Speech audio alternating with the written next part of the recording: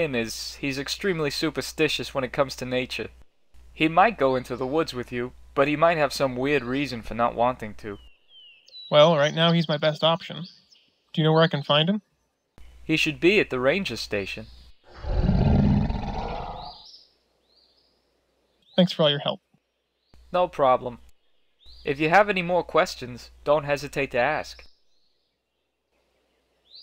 The mutilated body of the ranger is stretched out on the dirt. Feeling slightly nauseated, you examine the body more closely.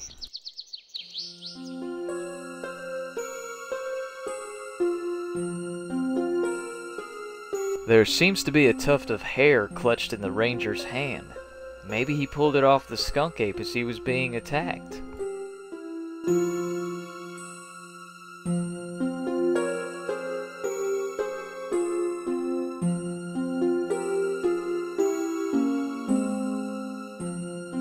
That doesn't seem to work.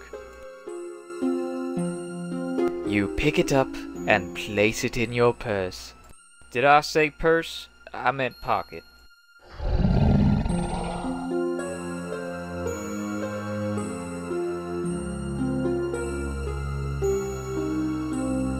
Shooting that with the rifle wouldn't be very productive.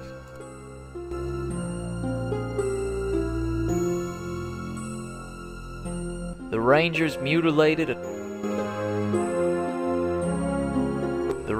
midsection has been torn open by whatever attacked him. Several of his internal organs are visible. However, you notice that his liver seems to be missing.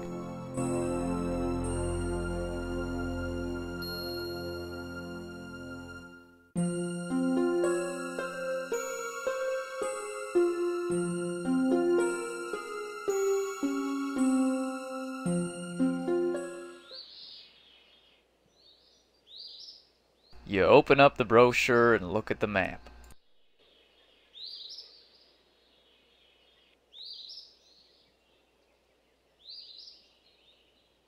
The door leads into the ranger station.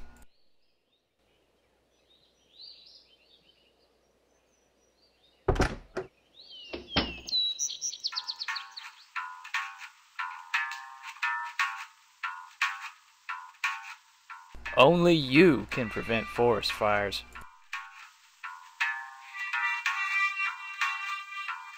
The desk has a couple of drawers. Your curiosity begins to get the better of you. You search through the drawers and find a box of diuretic water pills.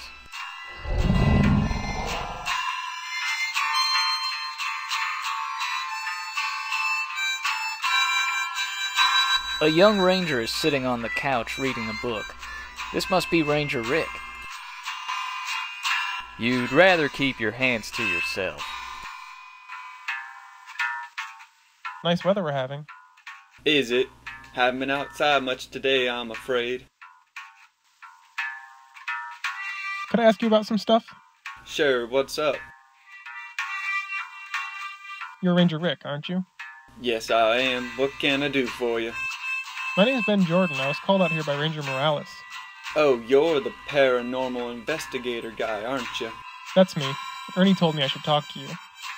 Okay, so talk to me. What can you tell me about the skunk ape?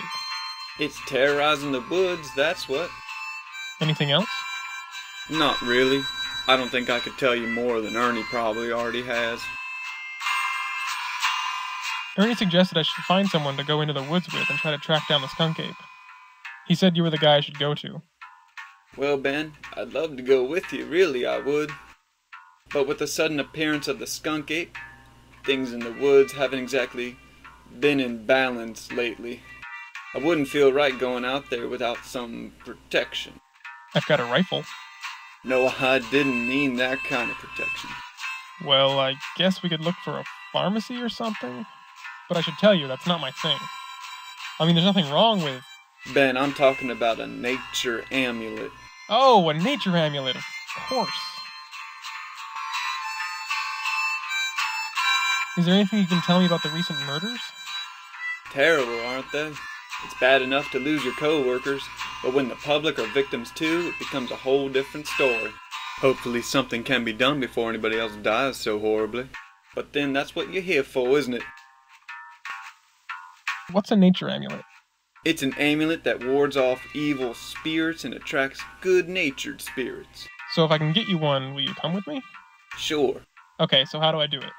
It's complicated. Nature amulets just don't grow on trees, you know. The base is made from an ancient earth object, like a bone or a rock. You'll need some animal hair to make a string so the amulet can be worn. And the amulet needs to be blessed by a shaman. Got it? Yeah, I'll see what I can do.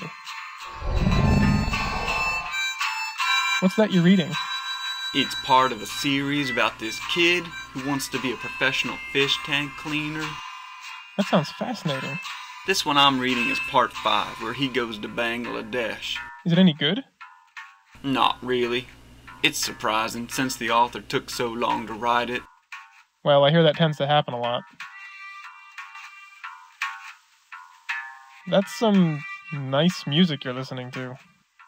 It's the only radio station we get out here.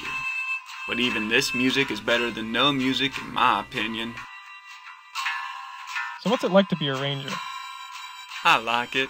It's a fun job. The pay could be a little better, but then the government doesn't send much money our way. Okay, I'm going now. Take it easy.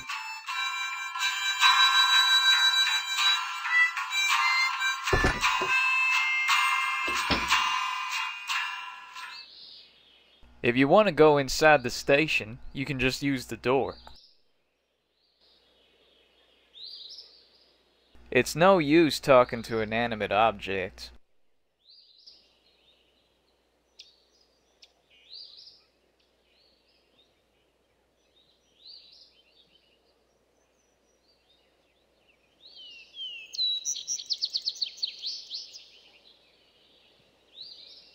You open up the brochure and look at the map.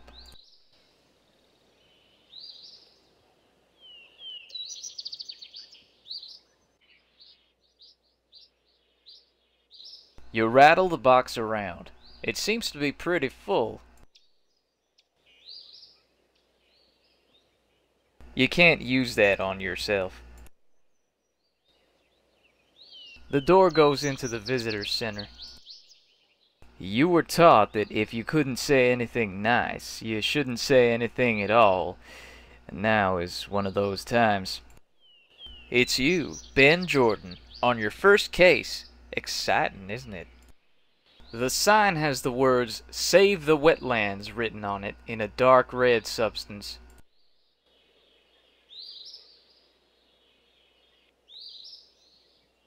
Somehow you get the feeling the man wouldn't appreciate you just taking his sign. It's no use talking to an...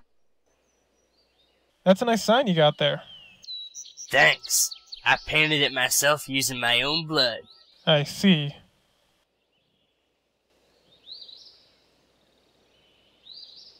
That's a nice sign. Thanks. I see. Hello. Hey there, young man. Have you ever heard of the skunk ape? Oh, you mean that fabricated story to keep us out of the woods so the developers can bulldoze their way in here and build condos behind our backs? So you don't believe it exists? Of course not. Even if there was such a creature, it wouldn't be in the wild for long. Poachers would probably hunt it down for its fur, jewelry would be made from its teeth, purses from its hide. I think I get your point. Tell me about yourself. My name is Lloyd Daniels. I've been living in Florida for the past 20 years. I'm an active member in the community and a staunch environmentalist. Among the things I do are set up fundraisers, beach cleanups, and protests. What exactly do you protest? An impossible threat to the environment. You have no idea how angry it makes me to see environmental injustices committed. If I see someone so much as look at a tree the wrong way, I'll go off like a rocket. You seem very dedicated to your cause. And how? Did you know that the skunk ape has been murdering people lately? Well, it's about time. Excuse me? Man has been murdering nature for centuries. It's not surprising that nature is